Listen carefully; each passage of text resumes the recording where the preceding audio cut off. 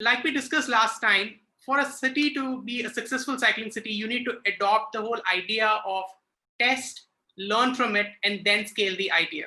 So test designs through pilot interventions, learn from the pilot interventions with the citizens, and finally scale up to transform the entire city. But what are these pilots, right?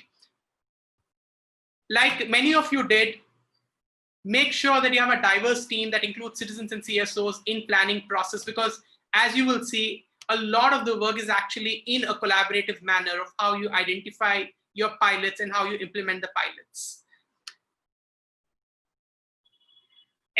And we've already seen that many cities like Agartala, Ahmedabad, Chennai, Faridabad, Kota, Nashik, Pune, Tumkuru, and many others have already conducted these citizen consultations. So it's not just Surat and Bangalore and Kohima, but many, many others who've taken very solid action, and it's great that you've already taken that action. So the essentials, as we learned last time in the workshop, that there were 3 parts to how to make a successful cycling network. The first of one is to look at cycling safe corridors. So these are large arterials which connect different parts of the city to get across the city itself. The second piece of it is looking at cycling safe neighborhoods. These are slower streets within your neighborhood. How do you get to places like your schools, like your kids going to schools every day, or things like you going for daily errands, to nearby markets, or going to religious places like churches or temples or mosque or whatever that place might be where you would go to, and maybe gardens or parks, but they are within your sort of home ground, so to speak, wherever you live. And lastly, look at safe intersections, because these are critical. Many cyclists are very, very afraid of, or many non-cyclists are very afraid of dealing with intersections because they become very difficult conflict points for them. So how do we start addressing each of these? First one, planning an effective intervention. A corridor, so you look at both a corridor and a neighborhood. So what we are asking you to look at in your pilot is that you should consider at least one corridor in your city which connects 2 different parts of the city, and look at least one neighborhood and make sure that that entire neighborhood becomes cycling safe. And we recommend that the corridor and the neighborhood are connected to each other. It is possible that you might take them in different parts of the city. We are not saying you cannot, but we recommend that they be at the same part. And we're suggesting that a corridor should be at least 5 kilometers in length, because that's a logical distance of connecting different parts of the city in most cities. They could be longer, but we suggest that you make it no smaller than 5 kilometers in length. And lastly, when you're looking at a neighborhood, look at an area of something like 3 to 5 square kilometers as being an area which you're trying to make cycling safe. So first we get into the corridor. What are corridors? These are essentially arterial streets, and they provide citywide connectivity to citizens, right? So you're going from the southern part of the city to maybe the center of the city, or from maybe the eastern part of the city to the northern industrial estate, which might be there in the city, and so on and so forth. These are often wide streets which carry high volume of traffic, including a lot of cyclists, and the speeds are high, and therefore what you would need to do is to make sure that there's segregation also on these streets. So the second part, like I said, was neighborhood streets. Now these are quite distinct. These are streets which provide connectivity to everyday destinations like schools, shops, bus stops, nearby bus stops, or parks, etc. Relatively narrow streets with low traffic volumes, but they can still be unsafe if you do not take necessary action. And a mix of different age groups and genders use these streets. Cycling now, and they can still be quite challenging for at least some cyclists, especially children or women or the elderly. So how do we make them safe? First, let's get into the corridor. How do we get to creating a safe cycling corridor? Let's look at the city. We're calling this city Malgudi, and Malgudi is about, it has about 1 million residents, about 10 lakh residents. It's a city about 50 square kilometers in size. What you first do is start mapping the data. Many of you actually have either existing or proposed projects of creating cycle tracks. You might have created a cycle track in the past, or you have plans for it under your smart cities plans, or otherwise to create a cycling track, map it on your map to see how does it look like in the overall network in the city. Do remember to map accident-prone zones, because safety is a very, very big issue and a very big concern. Like you saw in the survey earlier, most people are afraid of fast-moving traffic. And you want to make sure that cycling is safe for everyone. Third, make sure that you're also getting information from your citizens. Identify where there might be corridors which you have not identified already, but where there are large cyclist volumes. And you could crowdsource this information like Bangalore is doing and some of the other cities are doing. Get that information, again, map it on a single map to see what does your overall network start looking like. Now, you don't need to create all of this right now, right? All that you want to do is to map to see what are the corridors which are possible in the city. Now, once you have all of these, look at a corridor which is easy to implement, a segregated cycle track. Now, I understand many cities may not actually have the ability to create segregated cycle tracks everywhere in the city, but I'm sure that there is at least 1 or 2 corridors where you could create a segregated cycle track in the city. Second, make sure that you have strong citizen support who will back you and that the project is going to be high visibility. So I would strongly urge you to not take up some road like the outer ring road where the visibility might be fairly low, but instead take up something where the visibility is much higher. Third, look at a corridor which potentially caters to various demographics, including children, women, elderly, and others.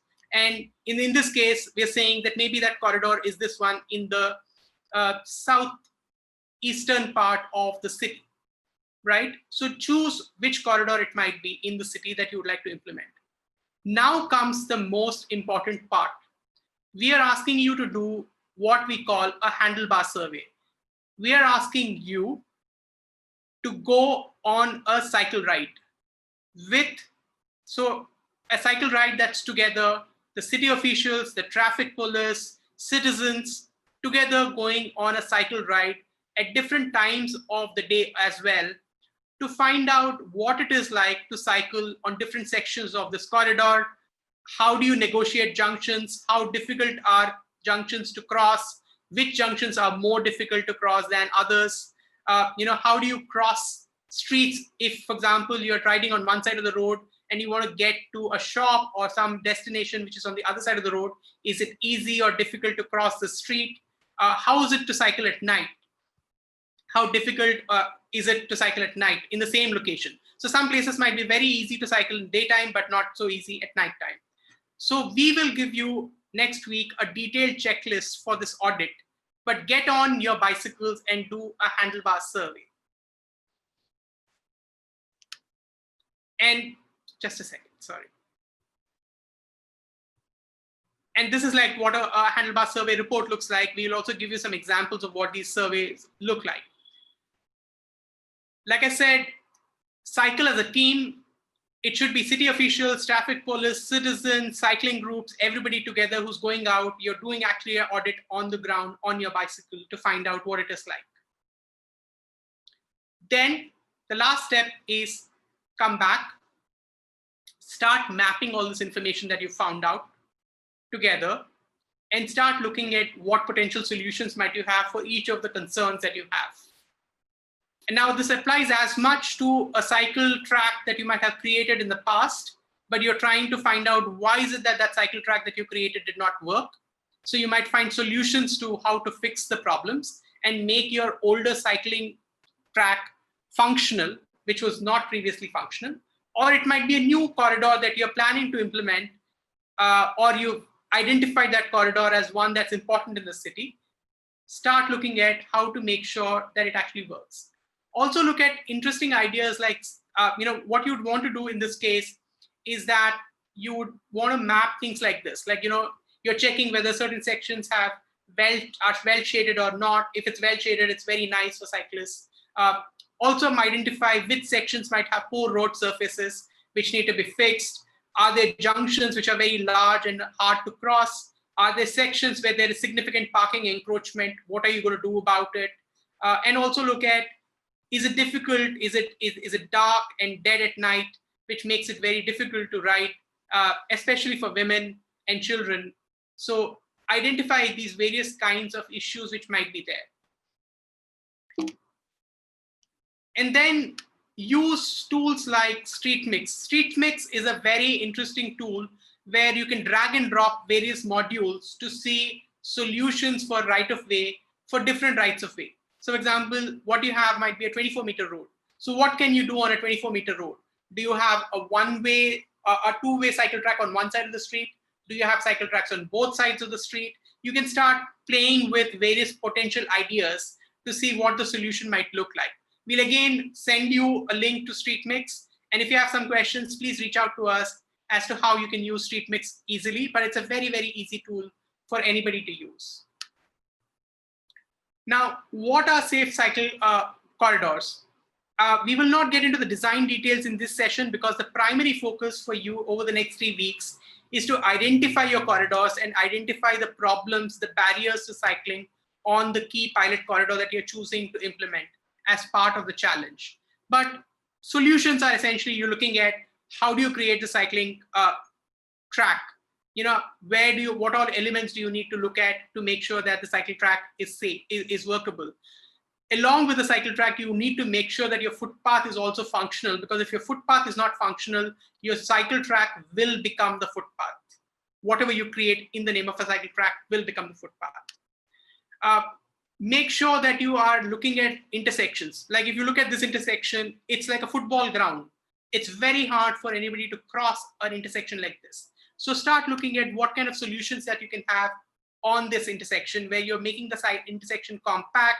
You're looking at solutions like bike boxes, which allow bicycles to come right up to the front to be in front of motor vehicle traffic so that they could cross the intersection ahead of the motor vehicle traffic.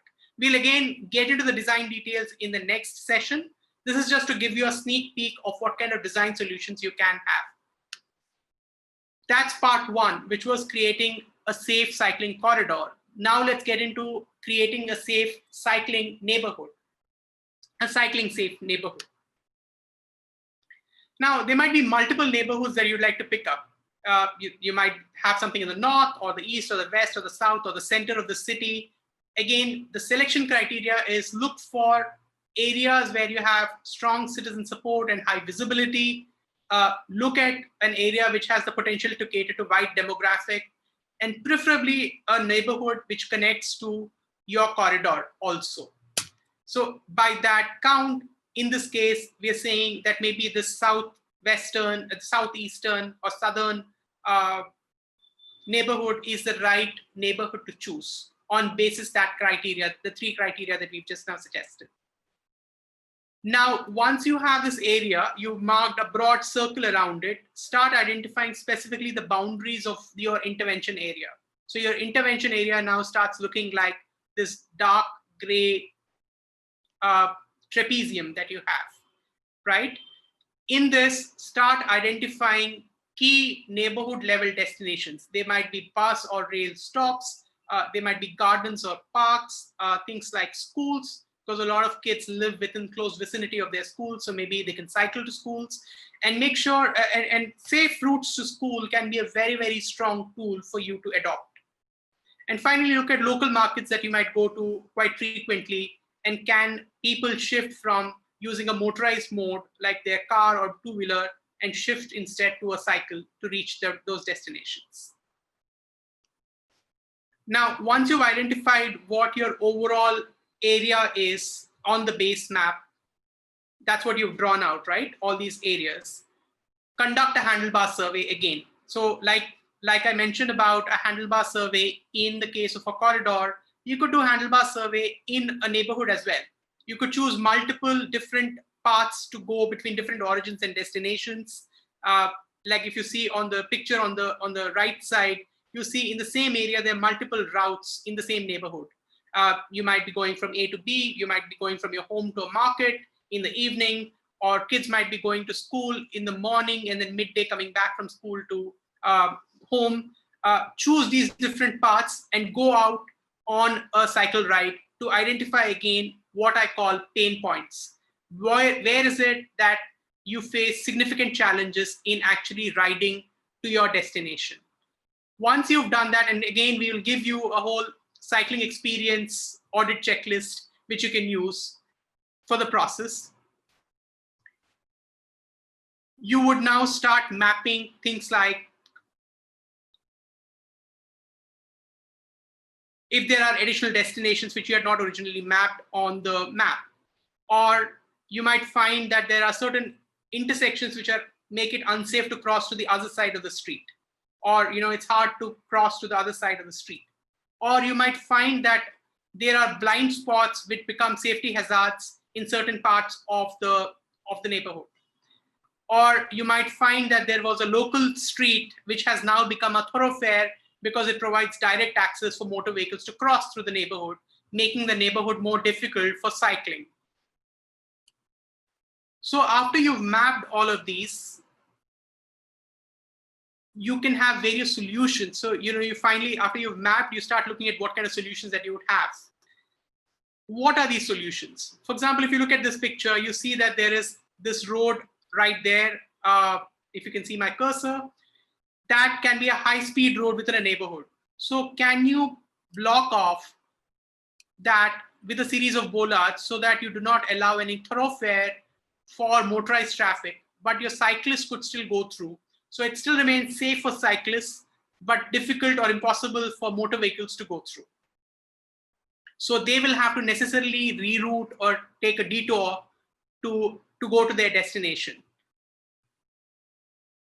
Another idea of rerouting motor traffic, and this is something that Barcelona has done really well, is the idea of a super block. So in the past, which you see on the left side, you would have motor vehicle traffic crisscrossing the city wherever they would like to, motor traffic. But instead, in the new means, what they've done is that they've actually blocked off the possibility of motor vehicle traffic to go through. Instead, they would still allow motor vehicles to access the area, but only in smaller loops, but not cutting across the neighborhood, which means that the neighborhood now becomes safe for cycling, but difficult for motor vehicles to pass through. Not stopping access to properties, but stopping through movement for motor vehicles. So these are some interesting ideas that you could probably consider. And instead of having motor vehicle traffic move at something like 50 kilometers per hour, instead you're reducing and making them safer at more like 10 kilometers per hour, so that cycles and motor vehicles can coexist in these areas. So then you could think about even slowing the traffic with ideas like a chicane, which is these alternating barriers in the city, on the street, so that motor vehicles necessarily have to slow down. They cannot speed on a street like this. So what does it look like on a street? You would start putting these alternate barriers so that you start making it a serpentine route for motor vehicles and make it difficult for them to speed, which means that it's safe for your children and elderly and everyone to cycle within the neighborhood. And finally, maybe there are the peripheral roads of the neighborhood where you could even consider things like cycle tracks, maybe one-sided cycle tracks, where you still provide access to cyclists to complete the whole network. So these are some ideas of what you could do. The idea is it's a 4-step process. First, map the data. Second, select the pilot corridor and neighborhood in your city. Third, conduct handlebar surveys. Go out on the street on your bicycle to find out where the barriers are. And lastly, come back, map them, and identify solutions through a collaborative planning process. Make sure that you're including everybody, the traffic police, the CSOs, the citizens, especially the vulnerable groups, at every step of the process, so that this becomes a collaborative process to finding solutions for whatever you have. After this, you can think about other desirables as well, things like cycle rentals, training programs, cycle repair clinics, bicycle parking. But make sure that the core of your cycling safe plan is creating safe streets for cyclists to ride, whether they are corridors or neighborhoods. Always remember, the idea is test it out, learn from it, and then scale, so that eventually you would have the whole city becoming a cycling safe city.